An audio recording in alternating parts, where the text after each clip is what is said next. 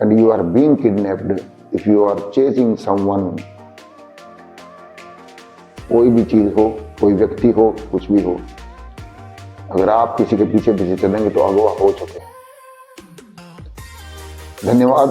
अगली वीडियो में फिर मिलते हैं मौन के एक नए वर्णन के साथ। जय श्री राम, वंदे मातरम, भारत माता की जय। नमस्कार दोस्तों, आज हम बात करेंगे किसी एक खास मुद्दे पर। वो है मौन कैसे रहें, मौन कितनी देर तक रहें। सबसे बड़ी जो ताकत है वो चुप रहने की है। अज्ञानी लोग बहस करते हैं, समझदार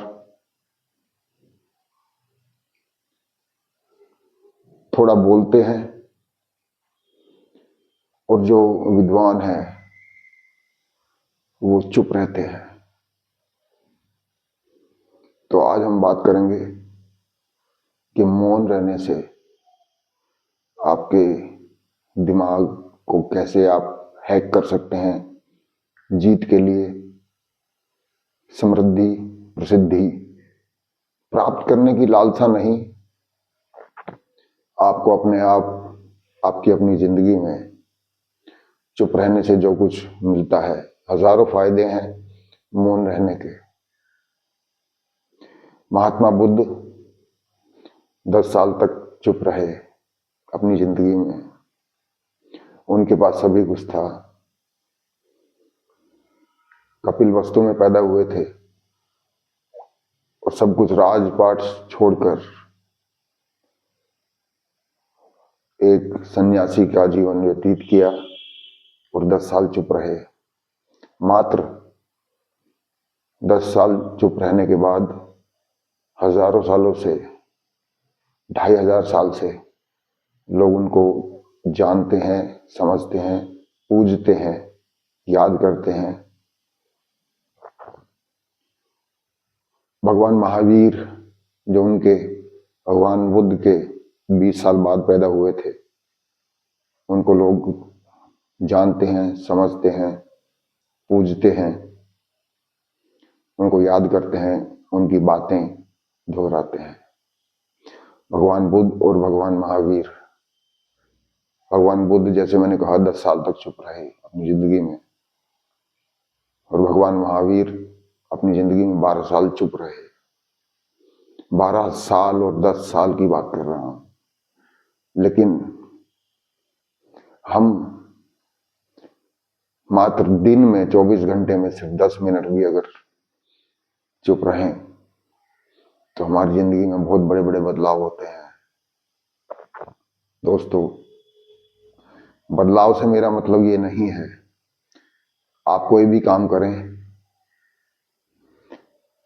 आप चुप रहें, कोई कर्म करें, तो मौन रहने से बड़ी ताकत कोई नहीं है। आपका किसी से झगड़ा हो गया है, कोई आपको अहमियत नहीं देता, आप बड़ा बनना चाहते हैं, तो आपको चुप रहना होगा। आपकी चुप्पी ही, आपकी साइलेंस पावर ही आपकी जीत की घोषणा करेगी। आपकी मौन की शक्ति ही इस पूरे ब्रह्मांड में फैलकर आपकी जीत की, आपकी दौलत की, आपके शारीरिक स्वास्थ्य की, आपके मन की और दिमाग की शक्ति को और बढ़ाएगी ये प्रकृति। आज के जिंदगी के बारे में अगर हम बात करें, 2025 के बारे में तक, आपका सबसे पहले कहना चाहूंगा कि आपकी उम्र चाहे कोई भी हो, उससे कोई फर्क नहीं पड़ता। अगर आप दौलत कमाना चाहते हैं, अगर आप नेता बनना चाहते हैं, अगर आप कोई स्टूडेंट हैं या स्टूडेंट्स के माता पिता हैं, अभी मैं कुछ बाद में इस बात को आगे लेकर चलता हूं।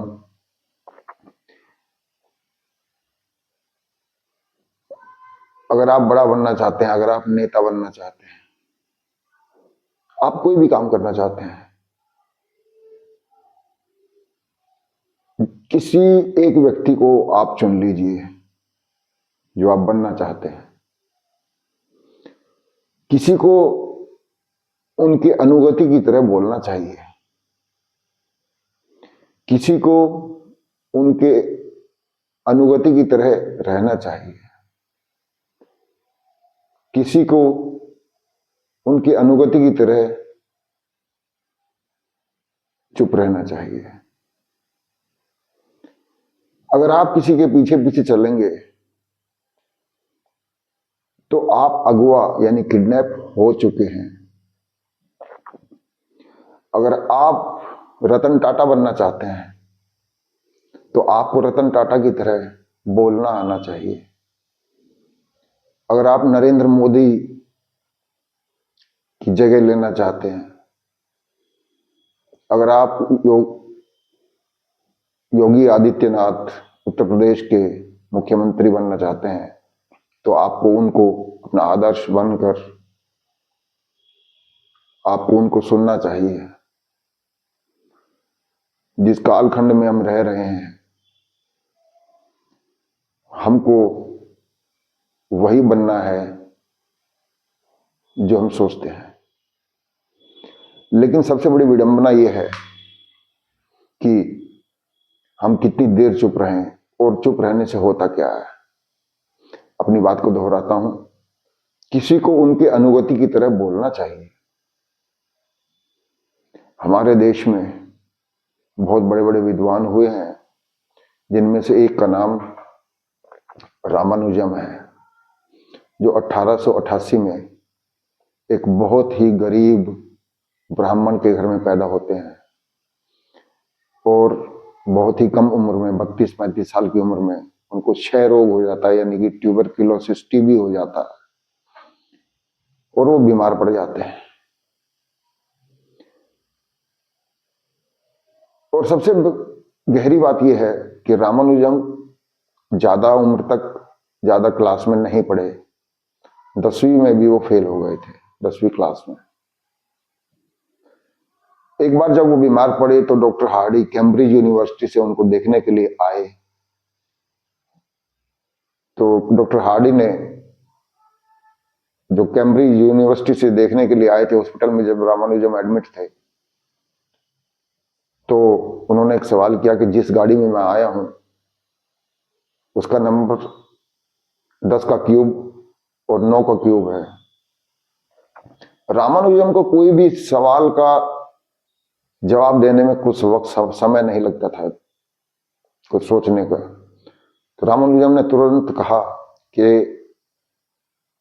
आपकी गाड़ी का नंबर 10 का क्यूब और 9 का क्यूब है, ये 12 का क्यूब और 1 का क्यूब भी हो सकता है। यानी 10 का क्यूब का मतलब 1000 और 9 का क्यूब का मतलब 729, टोटल हुआ 1729। और 12 का क्यूब का मतलब 1728 और 1 का क्यूब का मतलब 1, तो 1228, 1728 और 1 1729। आपको चुप रहना पड़ेगा। चुप रहने के what, why, where, when, how, कोई भी काम करने के लिए आपको ये 5 चीजों का ध्यान रखना पड़ेगा। चुप रहने से आपके चेहरे पर जो कांति आती है, जो लालिमा छाती है, चुप रहने से आपको आपके सवालों के जवाब मिलते हैं दोस्तों। चुप रहने पर ही आपको शांति का अनुभव होता है। और जो भीड़ में भी चुप रहे उसकी तो बात ही अलग है। और जो अकेला रहता है और मौन रहता है, जिसको अपनी ही संगति पसंद है, वो बहुत अच्छा है। चुप रहने के और भी बहुत फायदे हैं, जिसका उल्लेख, जिसका वर्णन मैं अगली वीडियो में करूंगा।